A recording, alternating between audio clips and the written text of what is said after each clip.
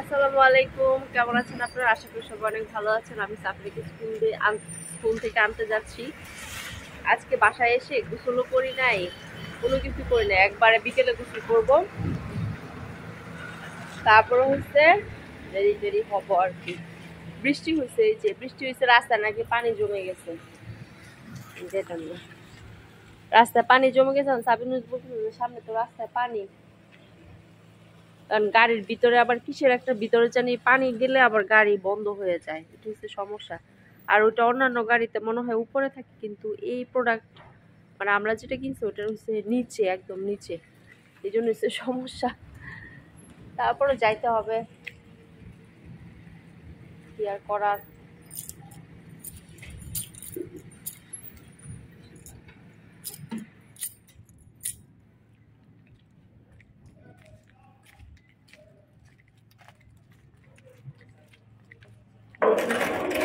কত পানি, এ দেখেন রাস্তা টাস্তা অনেক ঝুমঝুম করে বৃষ্টি হয়েছে, অনেক বৃষ্টি হয়েছে। আরো আকাশে বৃষ্টি আছে, বৃষ্টি হবে আরো।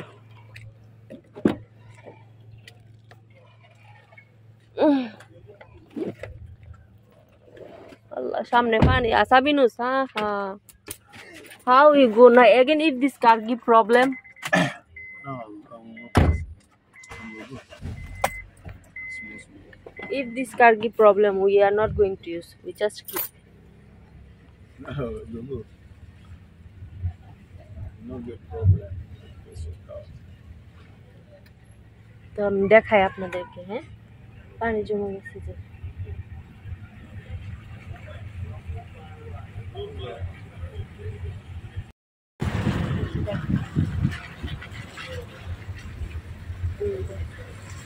Very carefully, হ্যাঁ।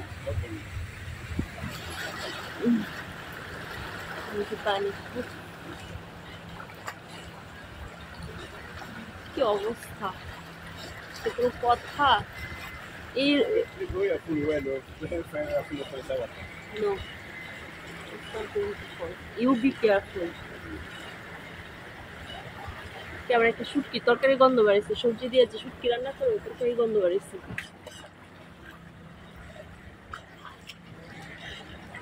দেখছেন কি পানি, তার আগেই পানি দিয়ে গিয়া ওই গাড়ির জন্য কি একটা ইয়ার ভিতরে পানি গেছে, স্টার্ট নিত না। আবার এই সমস্যা হলে আমার জামা করবো গাড়ি চালানোর জন্য। ওই জায়গাটাতে পানি, ওই বিভিন্ন দোকান টোকান করছে, রাস্তাটা উঁচু করছে। আল্লাহ গো, এই রাস্তাটা উঁচু করার পরে পানি জমে থাকে আর কি।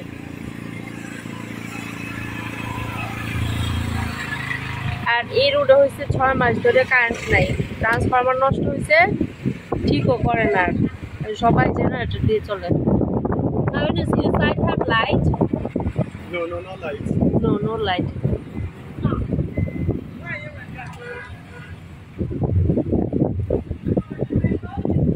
এই হচ্ছে অবস্থা।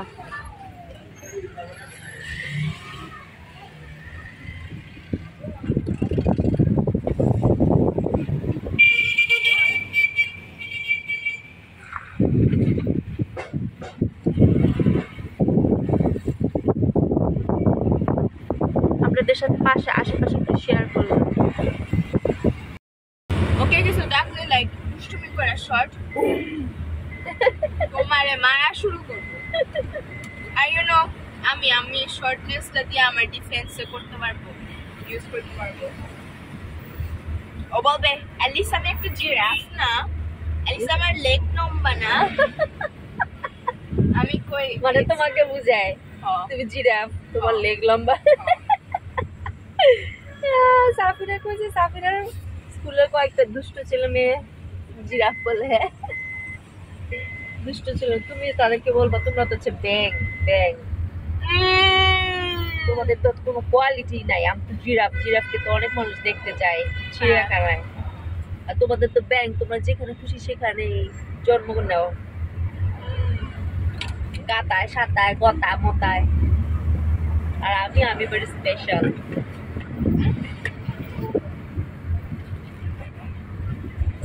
ভালো বলি নাই?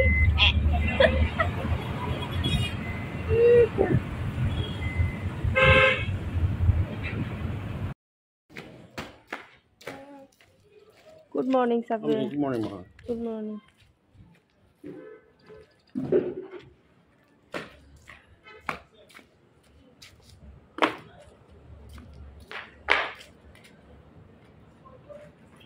যা ব্যাগ নিয়ে এসো। না, গুড মর্নিং দাও সবাইকে, সালাম দাও। আসসালামু আলাইকুম, সবাই কেমন আছে? আপনারা সবাই, আশা করি আপনারা সবাই খুব ভালো আছেন। আমিও ভালো আছি। শুভ সকাল। শুভ সকাল সবাইকে।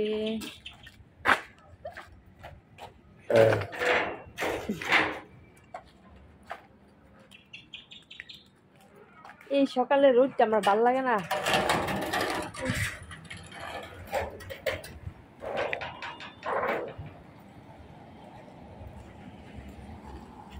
সবাই স্কুলে যাচ্ছে।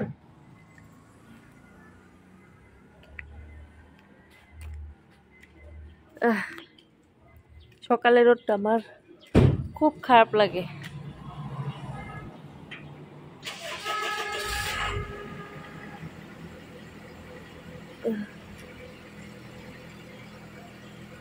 আইনা ব্যাগগুলিতে ভিতরে ভরে দিতে পারো।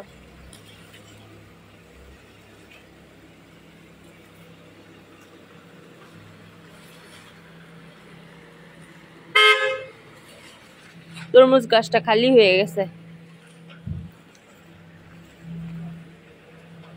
শুভ সকাল সবাইকে, কেমন আছেন আপনারা? আশা করি সবাই অনেক ভালো আছেন। আম্মা একটা চাবি নিও তো, বাসার চাবি নিও একটা।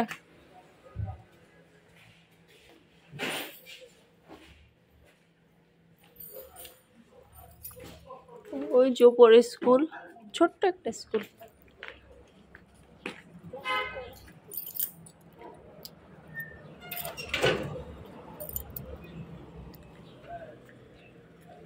যাও।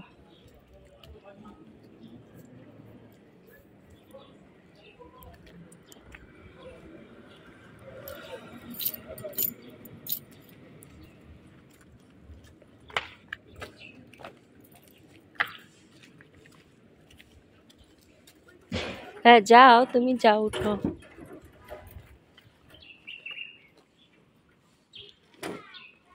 এগুলো হয়েছে ইয়াম গাছ লাগায় রাখছে।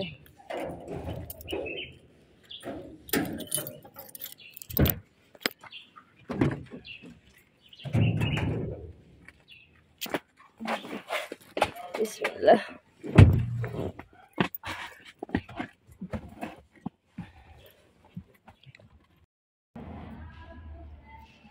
মেয়েকে স্কুলে দিয়ে এসে বসে আছি দরজার সামনে, কারণ হচ্ছে গাড়ির টায়ার একটু সমস্যা, সাউন্ড করতেছে। এখন ড্রাইভার বলতেছে যে এটা ঠিক না করলে যে কোনো সময় গাড়ি কিন্তু রাস্তায় থেমে যাবে।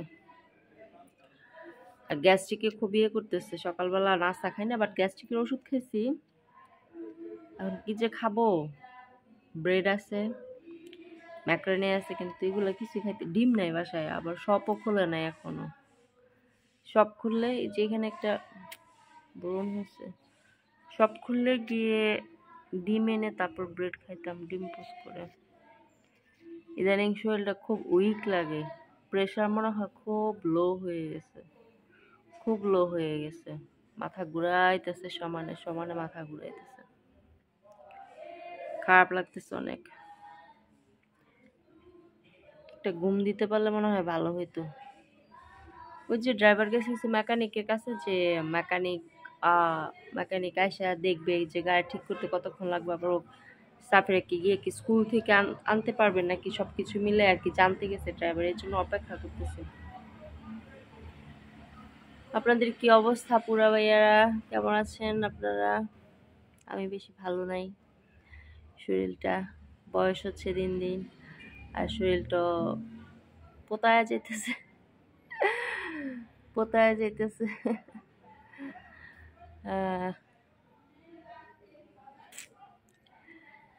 এখানে আনন্দ করার কিছু নাই, কোথাও যেতে পারি না, সাফরের স্কুল আছে, ওকে যে কোথাও কারোর কাছে রেখে যাব, আমার তো সেই ভরসা আমার লোকটা নাই। আর এখানে যেহেতু মেয়ের বাবা নাই, ওর কাছের কেউ নাই, দাদি নাই, ফুপু নাই, কাছের কেউ নাই, তো হয়তো ওর বাবা থাকলে ওর বাবার কাছে রাইখে বিভিন্ন জায়গায় যাইতে পারতাম ঘুরতে, ভিডিও করতে পারতাম, আপনাদেরও ভালো লাগতো আমি বিভিন্ন জায়গা দেখাইলে। কিন্তু যেহেতু ওরা নাই, কেউই নাই, আমার মেয়েকে রাখার মতো জায়গা নাই, সো এটাই হয়েছে আমার বাসায় যা করি তাই আপনাদেরকে সাথে শেয়ার করতে হবে।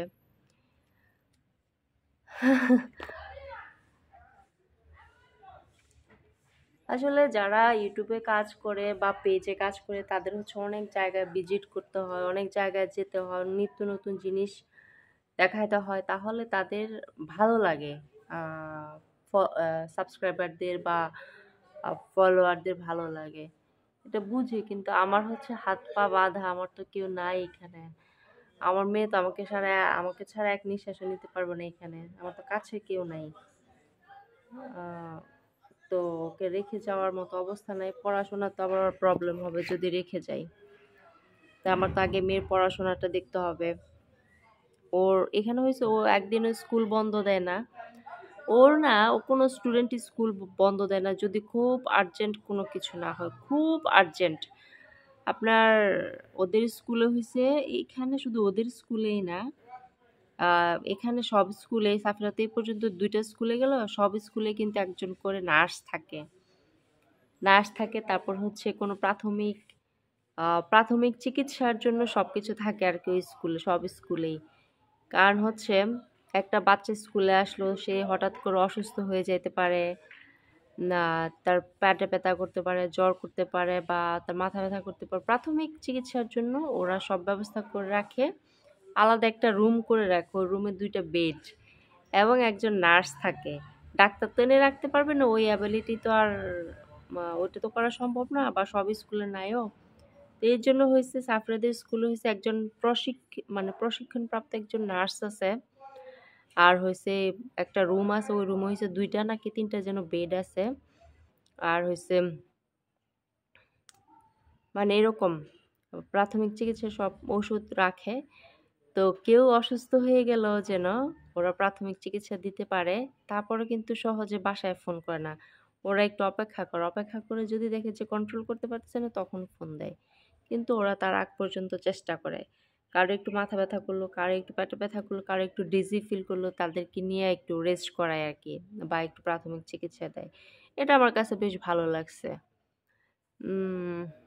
তো এইসব মানে আমরা অনেকেই বলি যে এই দেশ গরিব, বাট এই দেশের শিক্ষা ব্যবস্থা আমার কাছে খুব ভালো লাগছে।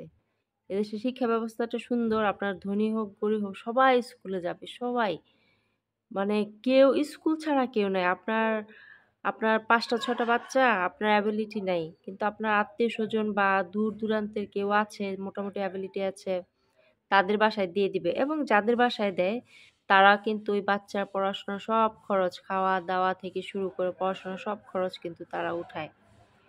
হ্যাঁ, এটা হচ্ছে ওনারা করে, এটাও আমার ভালো লাগছে।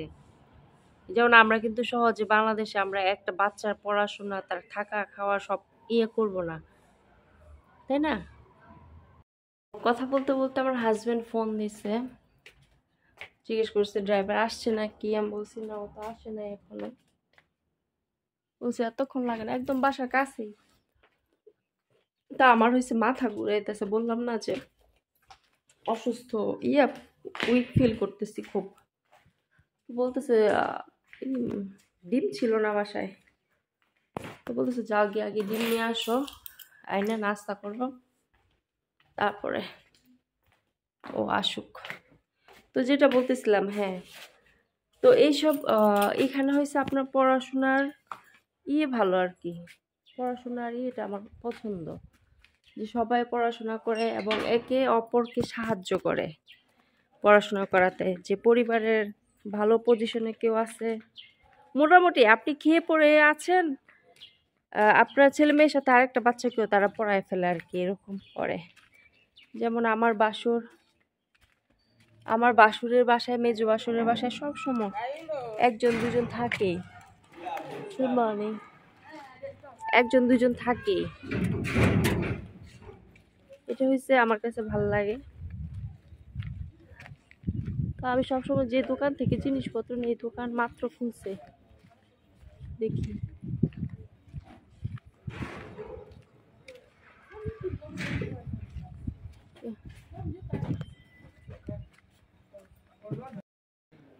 এই হচ্ছে নাস্তা, ডিম হচ্ছে হয়ে গেছে, মানে কড়াই গরম না করেই, কড়াই না ফ্রাই প্যান গরম না করেই দিয়ে দিছিলাম, বেশি গরম হয়েছিল না আর কি, আধা মাদা, পর ভাঙে গেছে, পরে স্ক্রাম্বল করে ফেলছে আর কি, এরকম করে ফেলছে। বিসমিল্লাহি আল্লাহু বারাকাতুল্লাহ।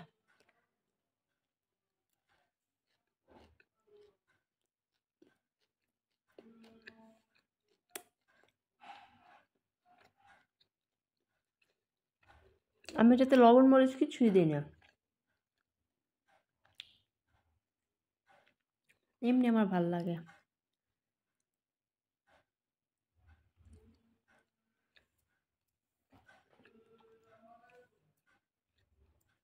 এখানে 2টা ডিম,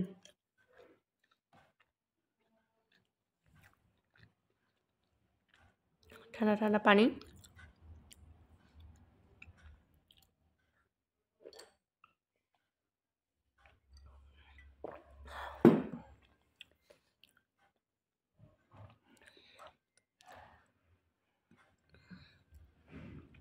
এই দেশ আসলে গরিব নেই, দেশের সরকার ভালো না। এই দেশে যে পরিমাণ তেল আছে, ফুয়েল আছে, এই দেশ থেকে সব পাচার করে দেয়, নিজের পকেটে। সরকারের সাইডের যারা আছে সবাই নিজের পকেটে টাকা ভরে, আর সাধারণ জনগণ কষ্ট করে।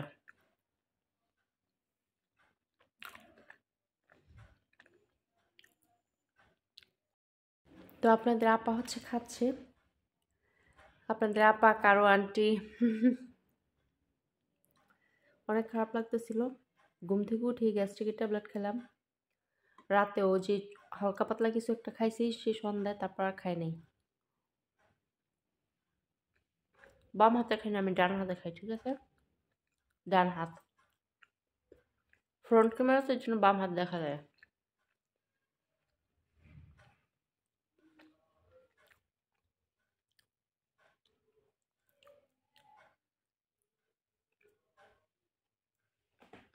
বাংলাদেশের পরোটা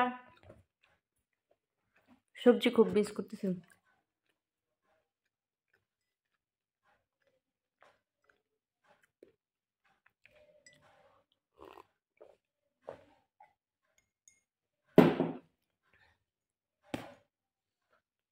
আমার মেয়েকে জিজ্ঞেস করি যে বাবা, বাংলাদেশে গেলে তুমি প্রথম কি খাবা, তোমার কি খেতে ইচ্ছে করতেছে?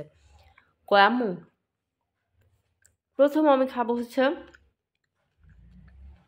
ম্যাকপায়ে যাব, ম্যাকপায়ে গিয়া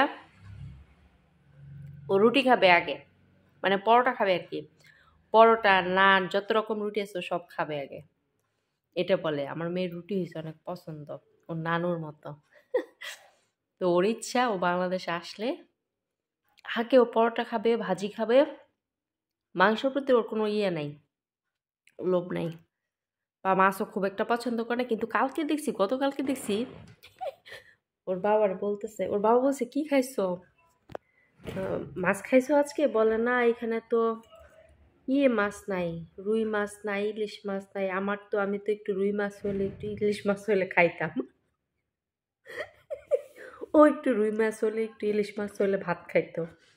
মানে বাংলাদেশও একটু রুই মাছ ভেজে দিলে বা রুই মাছের একটু ভর্তা করে দিলে ওটা দিয়ে খুব মজা করে ভাত খাইতো। ওরা 2 ভাই বোনই রুই মাছের ভর্তা দিয়ে একটু মজা করে ভাত খায়, আবার ইলিশ মাছ ভাজাটা একটু খায়, চিংড়ি মাছটা খায়, কিন্তু অন্যান্য মাছ খায় না ও। রুই মাছ, ইলিশ মাছ, চিংড়ি মাছ, এই 3টা মাছ খায়।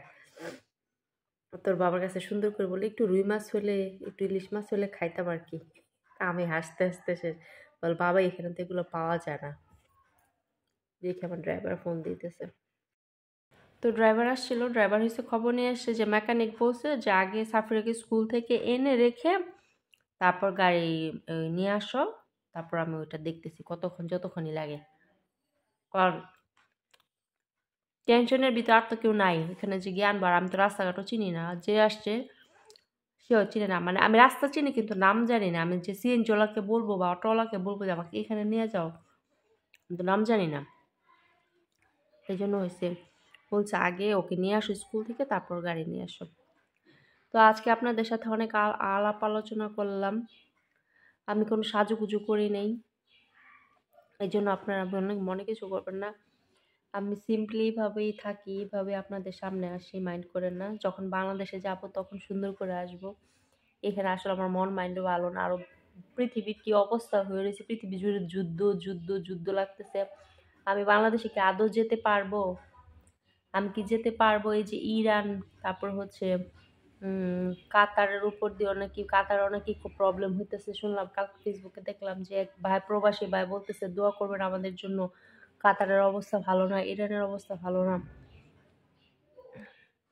ওই যে আরেকটা দেশ কি জানি, ওই দেশ, যে দেশ প্যালেস্টাইন কি করছে, খুব অত্যাচার করছে, ওই দেশের নাম জানি কি, আমার ওইটার নাম আমার মনে থাকে না। তো এইসব কারণে কি প্লেন টেন কি চলবে নাকি আমি যাওয়ার সময়, মানে সব কিছু নিয়ে আমি খুবই খুবই চিন্তিত আছি যে আমি কি বাংলাদেশে যেতে পারবো, আমি কি আর বাংলাদেশে যেতে পারবো। দোয়া করবেন আমি যেন আমার দেশে যেতে পারি, আমার মেয়েটা যেন দেশে যেতে পারে, আমি যেন আমার ছেলেকে, আমার মাকে দেখতে পারি আবার। দোয়া করবেন।